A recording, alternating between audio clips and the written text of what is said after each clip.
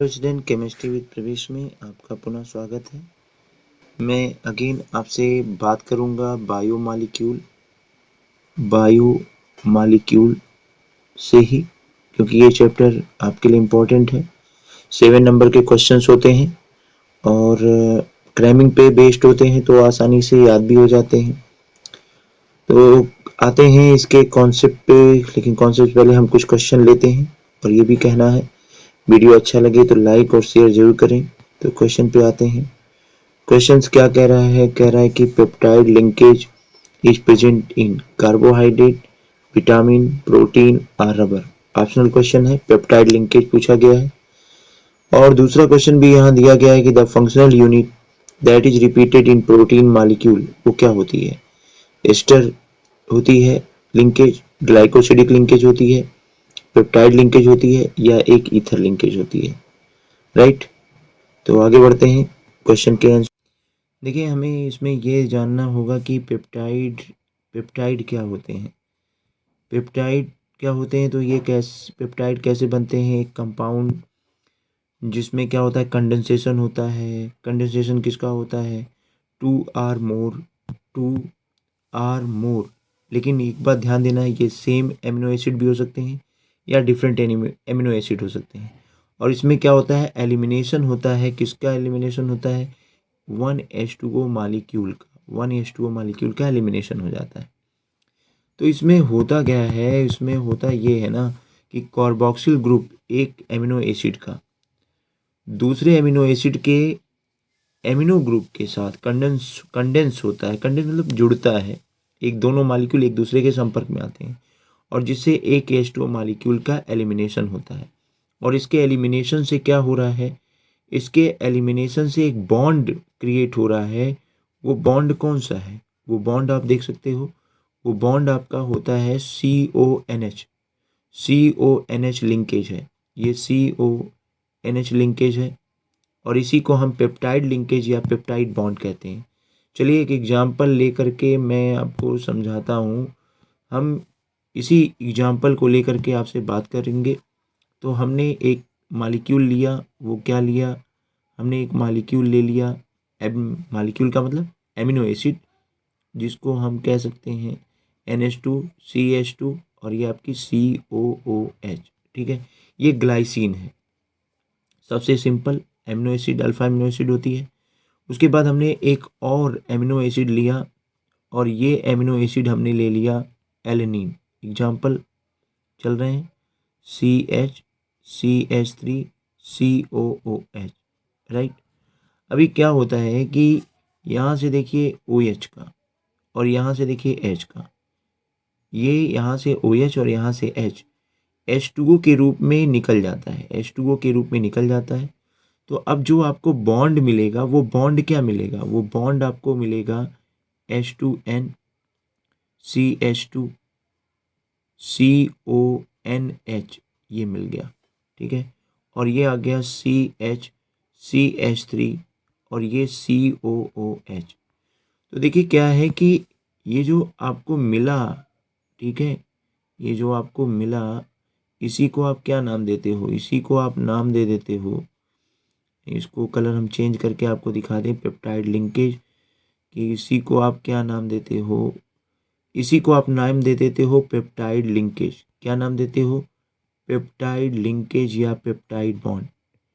Peptide linkage कहते हैं या पेप्टाइड बॉन्ड कहते हैं। तो देखिए, मैंने इसके एग्जाम्पल को आपके नीचे भी मेंशन भी किया हुआ है। सेम मेंशनिंग थी कि H2N CH2 COOH, H2N CH3 COOH। Elimination हो रहा है वन वाटर मालिक्यूल का एलिमिनेशन हो रहा है और इस तरीके से एक डाई पेप्टाइड बन रहा है। एक आपका क्या बन रहा है? डाई पेप्टाइड बन रहा है। अच्छा, इस डाई पेप्टाइड का नाम कैसे लिखेंगे? इस डाई पेप्टाइड का नाम कैसे लिखेंगे? तो वो भी देखिए, इस डाई पेप्टाइड का जब आप नाम लिखते हैं तो फर्स्ट मालिक्यूल को पहले हम ध्यान देते हैं कि फर्स्ट मालिक्यूल हमारा क्या है। तो फर्स्ट मालिक्यूल हमारा है ग्लाइसिन। ठीक है, ग्लाइसिन। तो I हटा देते हैं और इसमें YL जोड़ देते हैं, इल जोड़ते हैं। तो ये क्या बन जाता है? ये बन जाता है GLYCYL, ग्लाइसिल और ये डैश और सेकेंड एमिनो एसिड के नेम को हम ऐसे ही रहने देते हैं, राइट। अच्छा, ये भी हो सकता है, ये भी तो हो सकता था कि हमारा जो पहला मालिक्यूल है वो मान लीजिए एलेनिन रहा होता, पहला मालिक्यूल हमारा एल्डिन रहा होता, और दूसरा मालिक्यूल हमारा क्या हो जाता, वो हो जाता, अगर हमारा ये हो जाता ग्लाइसिन, तो यहाँ भी एक डाईपेप्टाइड का फॉर्मेशन हो सकता है। यहाँ भी डाईपेप्टाइड, यहाँ भी क्या होता है, एलिमिनेशन होता है H2O मालिक्यूल का, H2O मालिक्यूल का एलिमिनेशन होता और एक डाईपेप्टाइड आपको मिल जाता। वो डाईपेप्टाइड हो जाता H2N CH CH3 CONH NH CH2 COOH, एक डाईपेप्टाइड। और इस डाईपेप्टाइड का नाम जब आप लिखते ना तो फिर कैसे लिखते, इस डाईपेप्टाइड का जब आप नाम लिखते तो कैसे लिखते, एलेनीन, एलेनीन होता है, पहले एनिलीन मैं लिख ही देता हूँ, और इसमें आप IL जोड़ देते, INE को रिप्लेस करते हुए IL जोड़ देते, तो ये बन जाता एलेनिल, एनिलिल, और ये आपकी ग्लिसरीन, ये आपकी बन जाती ग्लिसरीन, राइट, ग्लिसरीन बन जाती, ओके। और तो इस तरीके से डाईपेप्टाइड का फॉर्मेशन हो जाता। अब मैं आपके सामने डाईपेप्टाइड का एक स्ट्रक्चर पुनः बना रहा हूँ, डाईपेप्टाइड का एक स्ट्रक्चर पुनः बना रहा हूँ, H2N, right, CH CO H2N CH CONH, ये आपका बन गया, राइट, और ये आपका CH CH3 COOH। अच्छा, इसके बनाने के पीछे क्या उद्देश्य है, उद्देश्य ये है, ये बताना था कि इसके एक एंड पर क्या होता है, एमिनो ग्रुप होता है, तो जिस ग्रुप पर एमिनो ग्रुप होता है उसको हम एन टर्मिनल कहते हैं। देखिए कन्वीनियंट है, हमेशा हम एमिनो ग्रुप को लेफ्ट साइड में ही देखते हैं। दूसरे ग्रुप पे आपका क्या होता है, कार्बोक्सिल ग्रुप होता है, इसको हम सी टर्मिनल कहते हैं, सी टर्मिनल कहते हैं। और इस तरीके से और भी अल्फ़ा एमिनो एसिड आकर के जुड़ करके एक बड़ी चेन बना सकते हैं। तो अगर एक और अल्फ़ा एमिनो एसिड जुड़ जाए तो आप ये देख सकते हैं कि ये ट्राई बन सकता है, ये ट्राई बन सकता है, टेट्रा बन सकता है, पेंटापेप्टाइड बन सकता है, सो ऑन। अब फर्दर बात होनी है कि पॉलीपेप्टाइड क्या होते हैं, पॉलीपेप्टाइड क्या होते हैं। देखिए पॉलीपेप्टाइड क्या होते हैं कि ये कहा जाता है कि जब large number of alpha amino acid, इनकी नंबर्स कितने 100 to 1000 ज्वाइंट होते हैं पेप्टाइड बॉन्ड से, तो जो आपका पॉलीएमाइड बनता है ना उसी को हम पॉलीपेप्टाइड्स कहते हैं। अच्छा, बहुत इंपॉर्टेंट बात बता दें कि ये अगर साल्टर चेन होती है ना, साल्टर चेन, अगर चेन साल्टर है तो उसे हम ओलिगोपेप्टाइड कहते हैं, ओलिगोपेप्टाइड कहते हैं। और अगर लार्जर लार्जर चेन है तो उसे हम क्या कहते हैं, पॉलीपेप्टाइड कहते हैं, पॉलीपेप्टाइड, ओके।